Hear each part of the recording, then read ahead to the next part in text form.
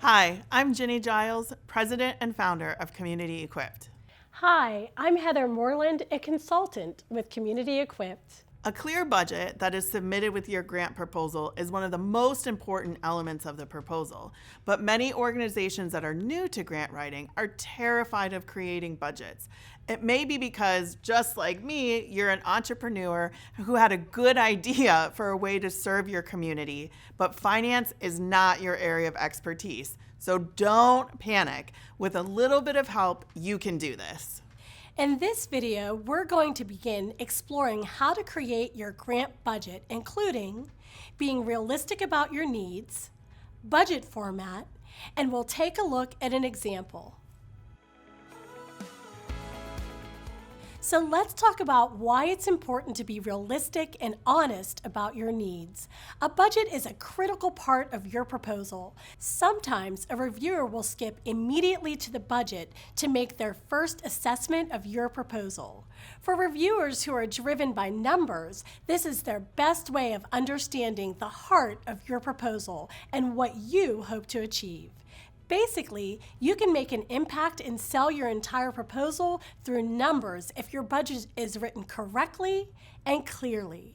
Creating a budget that is realistic and honest communicates your credibility and that you understand exactly what it takes to achieve your goals. For example, if you leave out expenses such as office supplies, rent, insurance, or other items necessary for running an organization, the funder will wonder if you know exactly what resources are needed.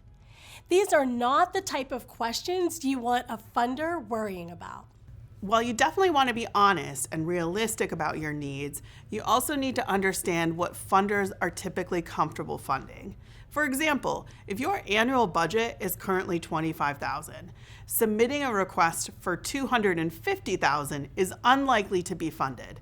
This doesn't mean that you aren't worthy or aren't capable of handling a budget of that size, but it takes time to build the infrastructure to manage a larger budget. The funder will want to see you grow your budget incrementally as you build the infrastructure to support that growth. One way to ensure that your budget will be considered and reviewed positively is to ask for an amount that the funder is likely to give. There are a couple of ways that you can identify how that will happen. One is in meeting with the program officer. The program officer is likely to give you some ideas or hints about how much you should ask for in order to fund the project. Another way you can learn the appropriate request amount is by researching what the funder has previously given to other organizations and similar kinds of projects. You can look at the funder's 990 form or also look at other awardees that have received funding. What was their budget like for the project? If you're a first-time applicant, you will likely receive a smaller amount in your grant award. Don't worry. As the funder builds a relationship with you and learns more about your program and the impact of your work, this will likely change. It can take 6 to 12 months from the time you submit your grant proposal to when you receive your funds. So make sure you have planned for this in your budget. Understanding your funder's grant cycle can help you prepare. If you're new to grant writing, it can be difficult to know how to plan grant revenue in your organizational budget. At the start, you're going to be winning fewer grants than organizations with a lot of experience and years of grant writing behind them. That's normal. Don't be discouraged. When you're planning your overall budget, you can actually duplicate requests. So what that means is that you can submit a request to multiple funders for the same project. It's highly unlikely that all of them will get funded. So remember that an organizational budget is a living document. It's a tool. In the unlikely event that you receive funding from the same project or program from multiple funders, meaning you've raised more funds than you need for a project or program, talk to the funders. See if there's a way that you can expand the program and add some additional elements to it. Maybe you can have additional participants and offer a larger program than you originally planned. Another solution could be expanding the program over a longer time frame. In the first couple of years, of grant writing, this is highly unlikely to happen. But if it does, this is an opportunity to demonstrate to funders how you can rise to the occasion. Funders look at past success and past performance to determine what the future is most likely going to be. You want to demonstrate that you have systems in place to handle the larger budget as you grow. You have a wonderful, large, amazing, exciting vision and passion for your work. Think about growing your budget incrementally. It's not realistic to jump immediately from step 1 to step 10 to implement this amazing work that you're going to do. It takes time. I'm an entrepreneur. I absolutely know what it is like to have a vision for something in your head and not yet be able to get there. Be patient and persistent and know that everything you are doing is contributing to your mission and a stronger community. So start small and grow incrementally. And when you are able to demonstrate to funders that you manage that incremental growth with good stewardship and positive results, they're going to be excited to invest in you and will probably invite you to apply for more money than you even dreamed possible.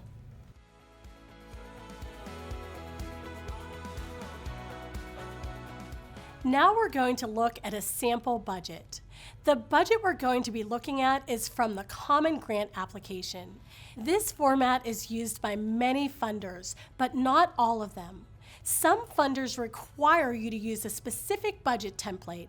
Others may not have a template and want you to use your own.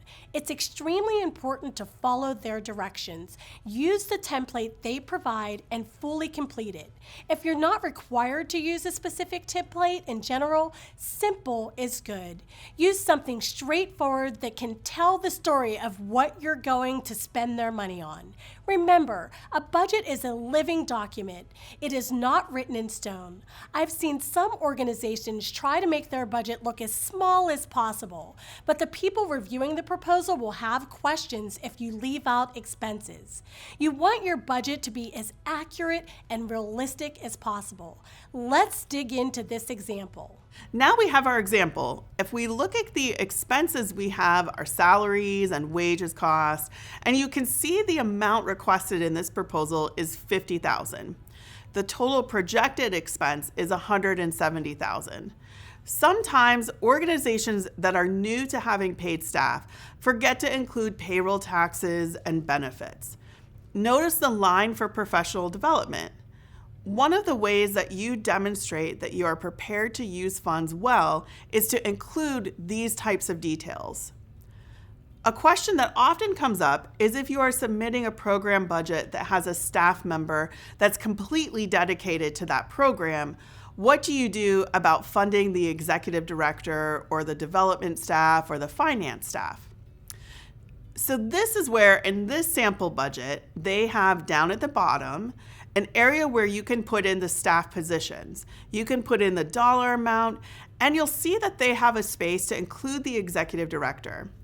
In this example, I included $10,000 from the executive director's salary because the executive director is not running the program. So their salary is not funded solely from this particular type of grant, but it can be proportional. An executive director is doing things to support the program, such as fundraising, meeting with volunteers, meeting with board members, supervising staff, that sort of thing. So it is appropriate to include a little bit of the executive director's salary. Typically, funders ask for your revenue, and they're asking for the status of those funds. Are they committed funds, pending funds, that sort of thing? Committed funds are funds that you 100% know you are receiving. For example, you have received a grant from an organization or from a funder. Maybe you haven't received the money yet, but you've received the approval. You know that it will come in. You'll use the committed column and the pending column to list all of the places where you have submitted a proposal and either got an approval or are waiting for an answer. So the ones that have been approved are in the committed column, and the ones that you are waiting for an answer are in the pending column. So we talked about submitting proposals to multiple funders. This is where you want to list that. It's actually a good thing to show that you've considered that you may not receive funding from everyone you applied to. They want to see that you have a backup plan, that if they fund part of your project or program, that you have a plan for funding the rest of it. So follow the directions. The directions on this budget ask you to itemize committed or pending funding from both foundations or corporations. It's really important in telling the story of your program funding. When we look down at the expenses, this is where you want to be very careful to be realistic, to be honest about what is actually costing you money. This is a template. If there are additional items that you are spending money on, include them by adding lines as needed to tell your financial story. You want to adhere to the preferred template as closely as possible, but the goal is to make sure that you are telling the honest, accurate story of your finances and funding. In the example of an after-school program, one item that does not show in the template might be transportation. You want to be sure that you add in all the actual costs of the program or project. The last thing to look at in your budget is that your expenses and your revenue are balanced. You might show that you have additional revenue because you are looking for backup sources. You're planning for the eventuality that one funder does not approve your proposal, and that's okay. What you want to demonstrate is that you have a plan for funding the whole project and that your expenses and the project costs are realistic and that you're accurately reflecting what it's going to take to accomplish this program. We get two frequent questions from folks who are new to grant writing. The first one is about having reserves or savings. Being a nonprofit organization doesn't mean you can't have money left in the bank at the end of the year. In fact, it's considered healthy. When you are able, it is good financial management to build up reserves and savings that will keep your organization operating for 90 to 180 days. If you had no other funding, that is what was needed. Think of this as your rainy day fund. If something major happens, like a pandemic or a sudden change in funding, these savings will ensure that services you provide to the community won't be interrupted. For a younger organization, it's highly unlikely that you'll have 3 months of operating expenses in your bank account. Don't panic. You're not doing it wrong. This is just a goal to work towards.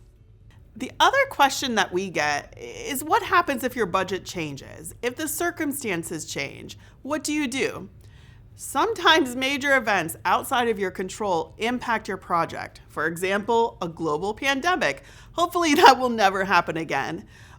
Or you might have been planning on partnering with another organization and that fell through. Or there was a fire in your building, or any number of things that might have happened. That's when you reach out and have a conversation with the funder. Talk to them about what has changed. How might you want to spend the money in a different way to achieve the same or similar goals? Most likely, they're going to be excited and on board and have a lot of faith in you as you are addressing your changing circumstances. And they're going to really have a lot of trust in you because you are proposing a way to adapt and to pivot and to continue to meet the goals of the project even when things have changed. This is actually a moment to demonstrate your ability and skill at adapting and responding to a changing environment. So that honesty and communication with your funder, remember it's a relationship, and they are going to have a lot of faith in you when you demonstrate your ability to pivot. This is an excellent opportunity to deepen that partnership. All right, so we're wrapping up the scariest topic ever, which is grant budgets. Again, don't panic. You can do this. Just a reminder to be honest in your grant budget. Be honest about what it costs. Be honest about what you need. Plan time to ask questions. Think about the detail and always have someone double check your work. Most of all, don't panic and stay in communication with the funder.